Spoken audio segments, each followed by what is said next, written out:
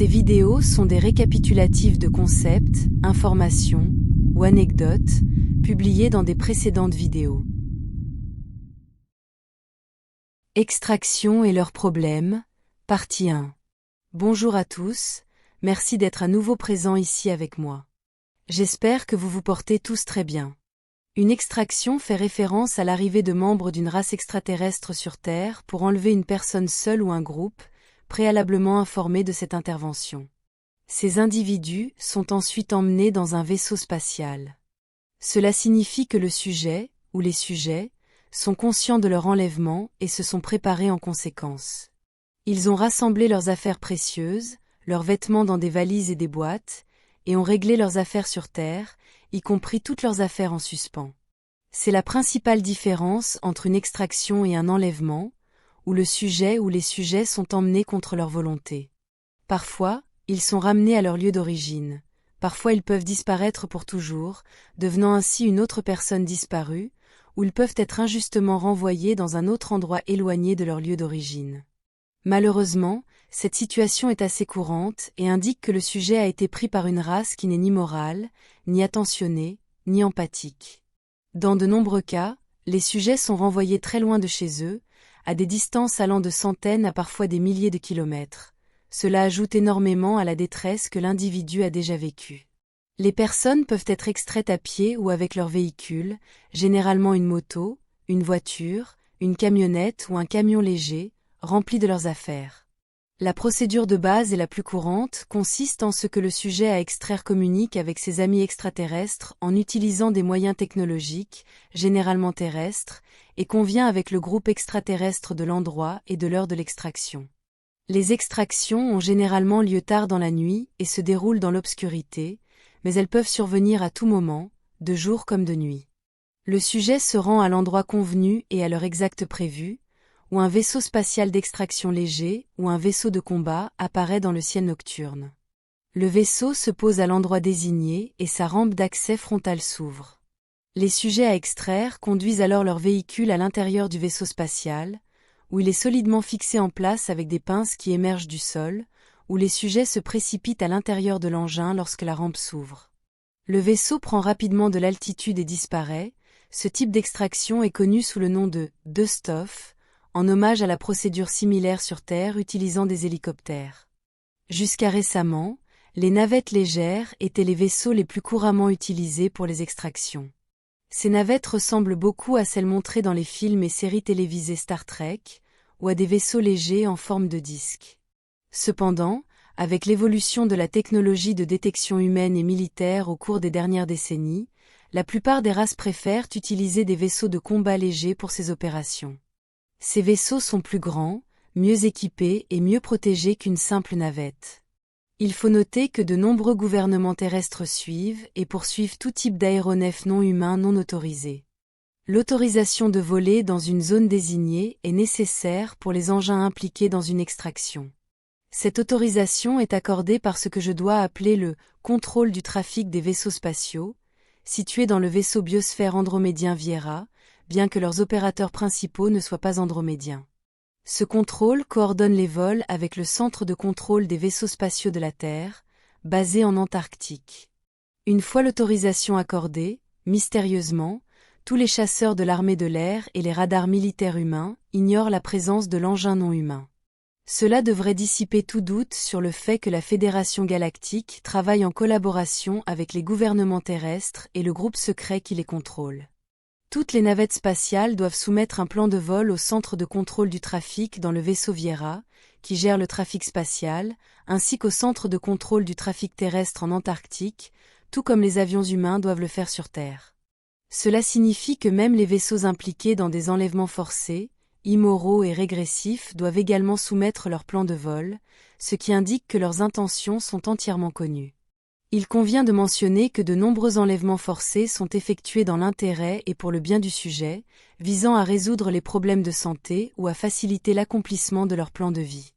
Cependant, les petits extraterrestres gris, appelés jardiniers dans ces types d'enlèvements, agissent de manière robotique et apparemment sans empathie ni considération, en raison de leur absence d'émotions et de sentiments humains. Les personnes les plus souvent enlevées sont généralement des graines d'étoiles, qui ont un accord prénatal avec leur race d'origine, ce qui signifie qu'elles n'ont pas à terminer leur incarnation sur Terre et qu'elles souhaitent ou ont besoin de quitter la planète en vie. Les graines d'étoiles qui ont besoin d'être extraites sont principalement celles qui se sont incarnées dans un corps humain et qui ont vécu ainsi toute leur vie, mais qui sont désormais pleinement conscientes de leur véritable origine stellaire. En revanche, il existe des moyens technologiques tels que des capsules d'immersion totale, où leur véritable corps reste dans un vaisseau spatial ou sur leur planète d'origine, tandis que leur conscience est transférée dans leur corps humain qui agit comme un avatar pour vivre l'expérience de la vie sur Terre, sans les dangers et les tracas d'une incarnation biologique complète. Ces derniers n'ont pas vraiment besoin d'être extraits, car leur retour dans leur société et leur culture d'origine est technologiquement assuré. Je parlerai davantage des immersions et des capsules d'immersion dans une future vidéo. Les extractions ne sont pas rares, elles se produisent tout le temps à peu près n'importe quelle nuit, mais la plupart d'entre elles sont faites généralement pour retirer du sol des personnes non humaines, celles qui ressemblent à des lyriens, ou des personnes humaines, et qui ont été précédemment insérées sur Terre pour une mission ou pour faire un travail. Mais en plus des non-humains qui descendent sur Terre et remontent pour une raison quelconque, les personnes humaines qui sont extraites doivent remplir certaines conditions dictées par la Fédération galactique elle-même et qui sont également basées sur la tristement célèbre directive première. Bien que ces critères varient dans chaque situation, les plus importants et les plus répandus sont les suivants. 1. Le sujet doit être en contact avec la race non humaine qui effectue l'extraction, et il doit être le seul membre de ce groupe, ou du moins avoir une certaine histoire avec eux. 2. Le sujet qui doit être extrait doit être pleinement informé de toutes les conditions de l'extraction, y compris l'endroit où il ou elle sera emmené et les personnes qui seront présentes. 3. Le sujet ne doit laisser aucune personne qui dépend de lui ou d'elle d'une manière quelconque, que ce soit sur le plan éthique, économique ou sentimental. 4. Le sujet doit avoir résolu au moins la plupart de son plan de vie à sa satisfaction, bien que cela dépende de chaque individu. 5. L'extraction du sujet ne doit présenter aucun problème, inconvénient ou dommage pour les personnes non humaines impliquées. 6. L'extraction doit être proposée par le groupe d'extraction non humain et ne doit pas être demandée, exigée ou forcée par la personne à extraire, encore moins s'il y a une forme de manipulation émotionnelle. 7. Le sujet ne doit pas introduire de spores, de graines, de plantes ou d'animaux vivants, y compris des animaux de compagnie, qui ne sont pas indigènes à leur lieu de destination, car cela pourrait entraîner l'effondrement des écosystèmes d'une planète. 8. L'extraction doit avoir lieu avec l'accord complet des deux parties et doit être surveillée par les autorités de la Fédération. Il est courant que les gens idéalisent les extractions, les considérant comme la solution à tous leurs problèmes, et pensent que la vie en dehors de la Terre est toujours meilleure. Cependant, il est important de comprendre que la vie en dehors de la Terre n'est pas parfaite et peut être aussi bonne ou aussi difficile qu'ici, selon les actions et les manifestations de chaque individu. Vivre dans des civilisations dites avancées comporte également de nombreux problèmes. La vie est toujours pleine de défis, où que l'on se trouve, et la survie est toujours une lutte, bien que différente de celle sur Terre. Beaucoup affirment que vivre sur Terre est l'endroit le plus difficile où s'incarner, et je ne remets pas cela en question. Cependant, extraire une personne d'une culture où elle a vécu toute sa vie pour l'insérer dans une culture étrangère qu'elle ne comprend pas et qui a aussi ses problèmes, représente un grand défi pour les personnes qui ont été extraites. Ces problèmes existentiels sont encore plus graves lorsque la personne extraite doit vivre pendant une période prolongée à bord d'un vaisseau extraterrestre en orbite terrestre ou ailleurs. La vie à bord d'un vaisseau spatial, même s'il est grand comme ce croiseur lourd de classe Toleka, devient monotone très rapidement, et malgré sa taille, on peut commencer à se sentir de plus en plus claustrophobe.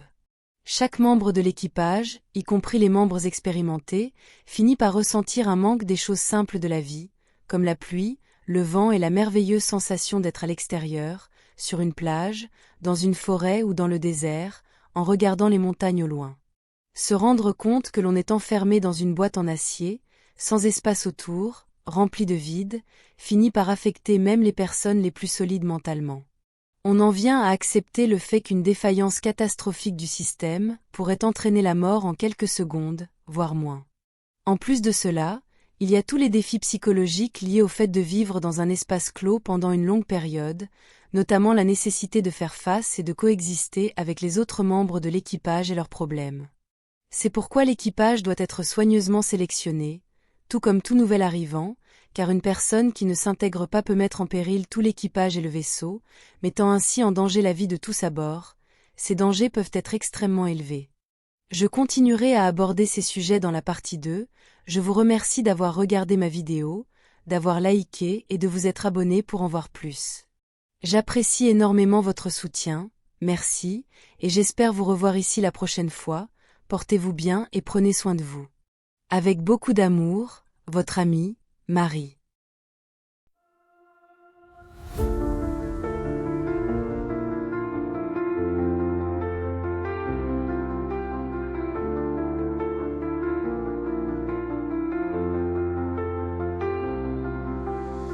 Dans l'immensité des cieux, nos rêves se déploient.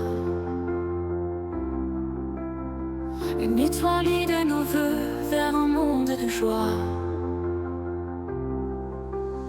Chaque lumière dans la nuit raconte une histoire, un voyage infini aux confins de l'espoir. Nous sommes des voyageurs sous un ciel infini, portés par des ailes d'astres, un rêve ébloui. Nos cœurs battent à l'unisson dans la danse des étoiles. Un amour sidéral nous emporte vers l'idéal.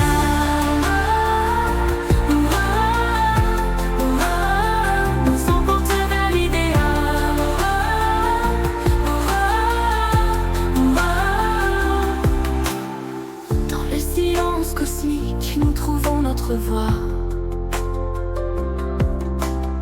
Chaque note symphonique résonne avec émoi.